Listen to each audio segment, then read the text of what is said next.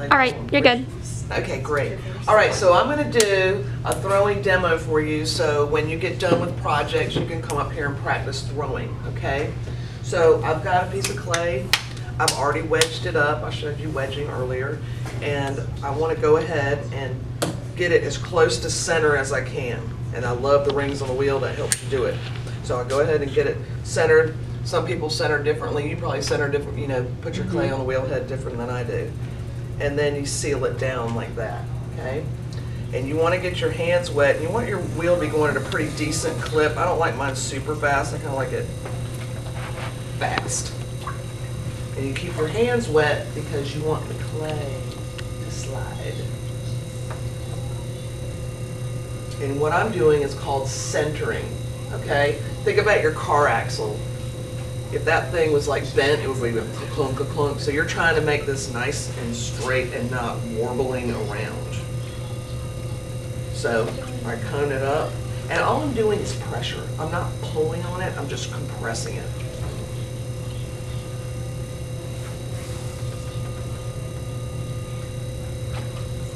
It takes a few times.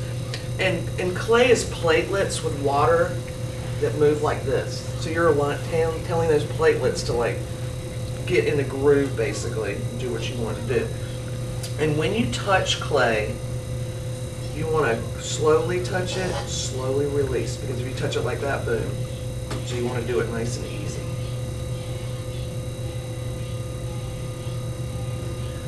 And notice my arms aren't all out here, right? They're locked onto my thighs. So I'm kind of rigid, and that's what you want to do. Because you're telling the clay what you want it to do.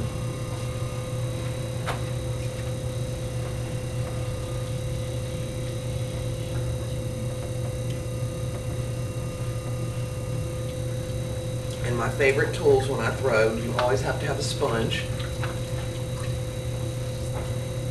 which you can use to wet your clay if you want. I use it to keep my wheel head clean. This is a rib, and you can use that for shaping or cleaning up the foot.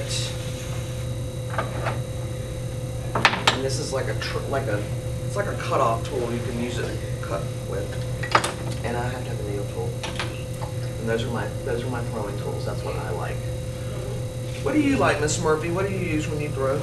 I use a sponge. I actually pull with my sponge. I don't know, I feel like that's easier for me, because sometimes feeling the inside push out, kind of like I get like nervous that I'm gonna mess up, so like not feeling it kind of helps me pull up.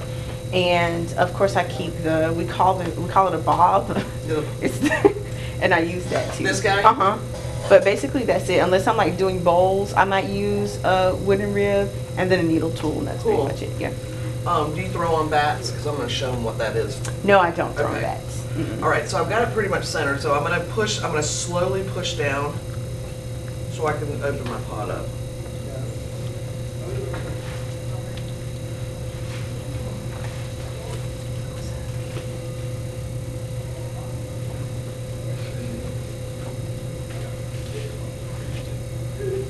Now if you're like, oh man, I think I went too deep, you can take your needle tool.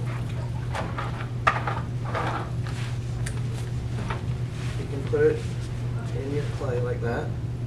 And that's how thick my bottom is. So I've got plenty of room. So if you're ever in doubt, you're like, oh man, now I went too.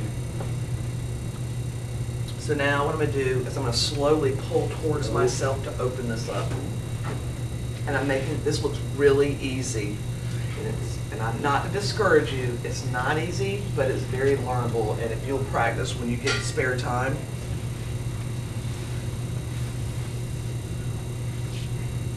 slowly pull towards yourself. And really it depends on how wide you want this, if you're making a mug or a bowl. I'm just going to do a plain old cylinder today, keep it real simple. And once you've opened it to as wide as you want it, you want to do what we call compressing the bottom.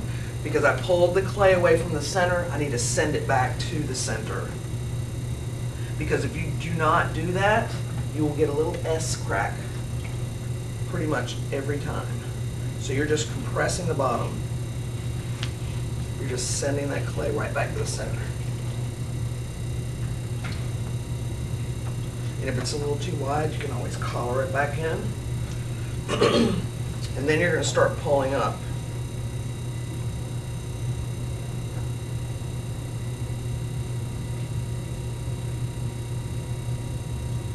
And I make sure I don't make the rim too thin. It's too wide, open it. And when you're throwing, if your fingers are like this, you're going to end up pushing the top out. So try to like keep your fingers pulling like this, so you're not like opening it up too wide. You just want to make even pulls.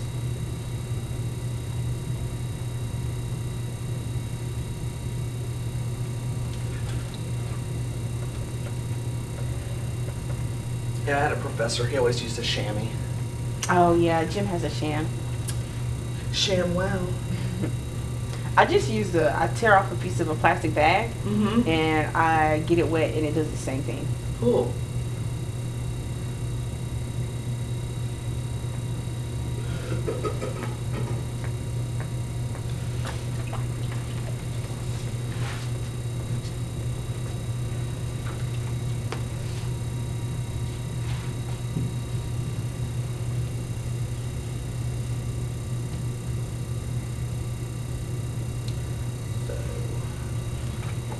Take your rib. If you don't want the throwing lines, you can use your rib to smooth the whole thing out. It's all up to you. This is just a basic, like, cylinder. You guys have any questions? You're just like mesmerized. But you know, if you're like, you know what? Let's see what else we can do with this. Try opening it up. Oh jeez. You can make more of a bowl shape if you want. I'm gonna slow it down just a little bit. It's like a flower pot. Because if you're going too fast and it starts getting thin, it might flop out on you. But it just takes some practice and some time, and you can definitely do this.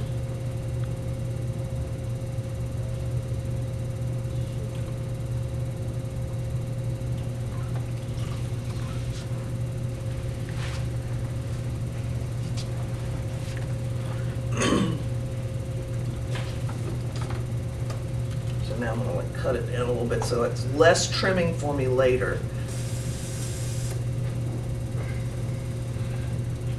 Because generally what you do is you let these kind of dry, you let them dry out a little bit, and then you would, once this is not quite leather hard, you'll flip it over and you'll use one of those trimming tools like I showed you, one of these ribbon tools. You'd use one of those to trim the foot on it and make it look pretty.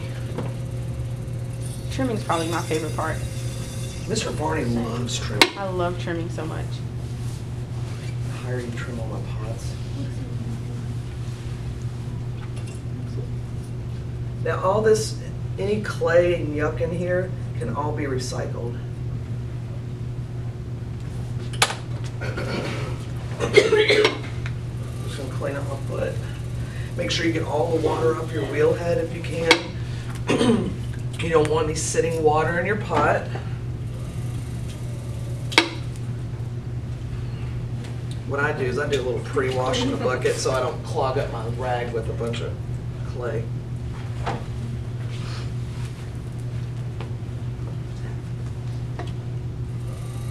it a little dry off.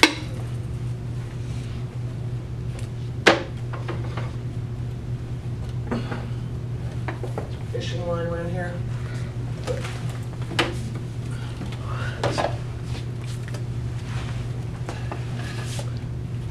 Fishing line to cut. Pull straight towards yourself. Keep it nice and taut. That's something that's habit. You're gonna want to go pull up, and I've done that before. And then you rip your pot apart and you're sad. So you can take it off. Like make sure your hands are kind of dry. Kind of like boom, like that. And then you can take your sponge. Get it back into shape. Get your fingerprints off of it. Boom. All right, I want to show you one other thing. Now, if I was making a bunch of platters or plates, anything flat, just so you know you have options. these are called bat pins. And they go into the wheel head like that. And then this goes down over top of them, like so. And then you throw on this surface. Say I want to make a big plate, I would slice it, and then I can take this whole thing like that, and let my plate set up, because you can't lift a plate off of a wheel head. Or if you're production potting a bunch of mugs or something. Mugs I generally don't use a bat, but definitely platters. Platters I'm going to use a bat for. So we keep the bat pins in here, and these are really hard to get out. I don't know why, but they are. And the bats live over there, bat pins here. Do you all have any questions about them? So look at my mess. I do what I call studio clean. You wash your tools off in the bucket.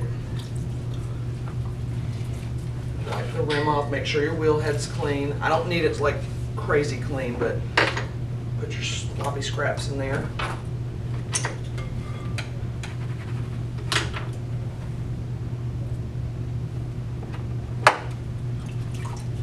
Just do a little light cleanup. Doesn't have to be fancy. That will work. And periodically these rags need to be like washed out. But that right there is clean enough for me, okay? That's what I like. I don't worry about this. We clean that out periodically, okay? You guys good? All right, so if you get done early, you're welcome to come here and throw anytime.